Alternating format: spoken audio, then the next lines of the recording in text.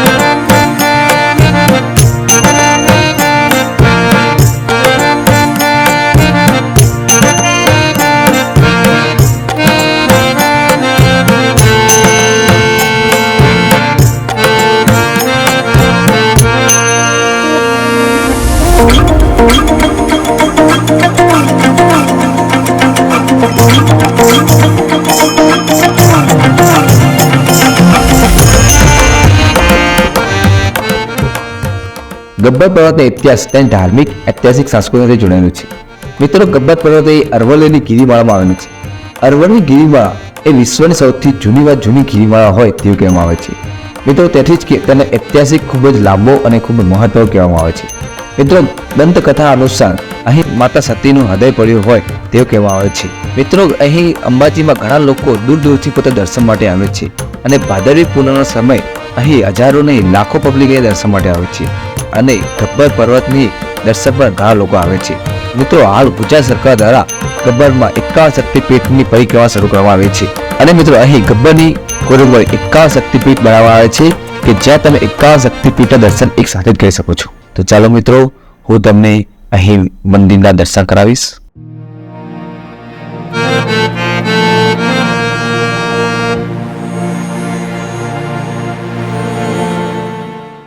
મિત્રો, અહીંયા અરવલ્લીની ગિરિમાળામાં મા અંબા વિરાજમાન છે। મિત્રો, અહીં કહેવામાં આવે છે, તંત્ર ચડામણી ગ્રંથમાં કહેવામાં આવ્યું છે કે મા અંબાનું હૃદય અહીંયા પડ્યું હતું, એટલે અહીંયા મા અંબા વિરાજમાન થયા છે। મિત્રો, જ્યારે મા અંબા એમના રથ પર વિરાજમાન થઈને અહીંથી જઈ રહ્યા હતા ત્યારે એમના પગની એડીનો ભાગ અહીંયા પથ્થર પર વિરાજમાન થયો છે, એટલે અહીં પારસ પીપળો જે મા અંબાના પગના બાજુએ જ ઉગેલો છે તે પણ અહીંયા વિરાજમાન છે। મિત્રો, તમે જોઈ શકો છો, અહીં તેનો ઉલ્લેખ કરવામાં આવેલો છે। શાસ્ત્રોમાં ઉલ્લેખ છે જ તેવો પારસ પીપળો પણ અહીંયા જોવા મળે છે। મિત્રો, અહીં ઘણી સ્ત્રીઓ પોતાના સૌભાગ્ય માટે અહીંયા પોતાની બંગડી અને ચાંદલાઓ અહીંયા અર્પણ કરે છે। તો મિત્રો, તમે હજી પણ ઉપર જો દેખાડીશું આગળની વસ્તુ અલગ અલગ, અને તમે જોઈ શકો છો, આ છે મા અંબાનું એ મંદિર અને આ છે જે પારસ પીપળો જે અહીંયા વિરાજમાન છે। આ છે મા અંબાના એડીનો નિશાન।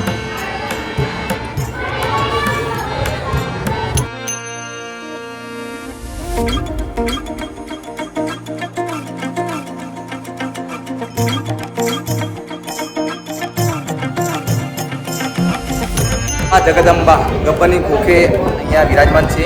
અહીંયા અખંડ જ્યોત આવેલી છે કે જે ઘણા લાંબા સમય સુધી ચાલુ છે। અને મિત્રો, અહીંયા અંદર લગભગ વિડીયો શૂટ અલાઉડ નથી। જો વિડીયો શૂટ અલાઉડ નહીં હોય તો તમે વિડીયો શૂટ નહીં કરી શકો। આપણે હરેક મિત્રો આવી ગયા છે મારા સાથે જ। કૌશિકભાઈ, તમે થાક્યા છો પણ તમારે કેવું લાગ્યું? જય અંબે ભાઈ, તમે પહેલી વાર આવ્યા ને, કેવું લાગ્યું તમને અહીંયા સુધી આ સુધીમાં? હા, તમે જે લોકેશન જોઈ શકો છો એનું લોકેશન માં અંબાના દરબારમાં।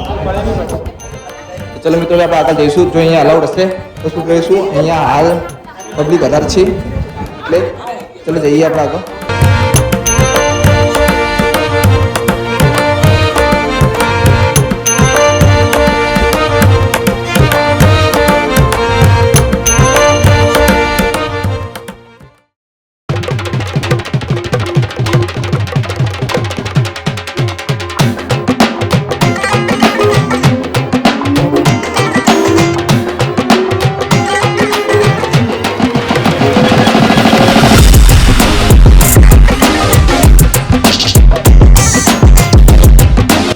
તો મિત્રો આપણે અહીંયા એક વ્યક્તિ બનાવે છે જે કઈથી આવે છે શું નામ લીધું? રુદ્રભાઈ જોશી. રુદ્રભાઈ જોશી જે કઈથી આવે છે કે જેમના સાથે જે પીતો અંબાજીનો નાદ જે અમને એકદમ પૂછતા કહી દો. કેવું લાગે તમને ઇન્ડિયા? અહીંની વ્યવસ્થા જે શસ્ત્ર દ્વારા કરવામાં આવી છે ખરેખર ખૂબ જ સુંદર છે. અત્યારથી આદર્શ પૂનમના પહેલાનું જે ભક્તોનું જોડાપુર તે ખરેખર જોવા લાયક છે.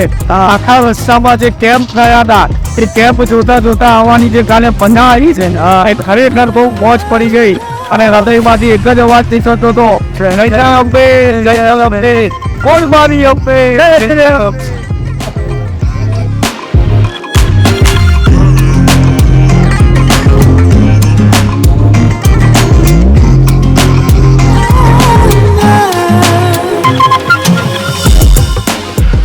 તો મિત્રો ગણપતિના દર્શન કર્યા પછી હવે અમારો વિડીયો અહીંયા પૂરો થઈ રહ્યો છે. તે પહેલા આપણે આપણા સાથે આવેલા દરેક મિત્રોને એના વિશે પૂછીશું કેવું લાગ્યું. સૌથી પહેલા વિપુલભાઈ, કેવું લાગ્યું તમને? મસ્ત લાગે. મજા આવી કે ના આવી? ખૂબ મજા આવી. જે નાચવાની જે મજા આવી એકદમ અતિ સુંદર. વિપુલભાઈ ને હજી નાચ્યું હતું પણ અમારે મોડું થતું. હા આપણી સાથે બીજા ભાઈ, કેવું લાગ્યું તમને બધાને? જોરદાર મજા આવી. થાક તો બધું ઉતરી ગયું, એક સાથે થાક ઉતરી ગયો. મિત્રો મજા આવી. તો મિત્રો હવે આપણે બીજા બ્લોગમાં મળીશું. તો ચલો મિત્રો મળીશું નેક્સ્ટ બ્લોગમાં. ને અમારા વિડીયો ગમ્યા હોય તો લાઈક, શેર, સબસ્ક્રાઇબ જરૂર કરો.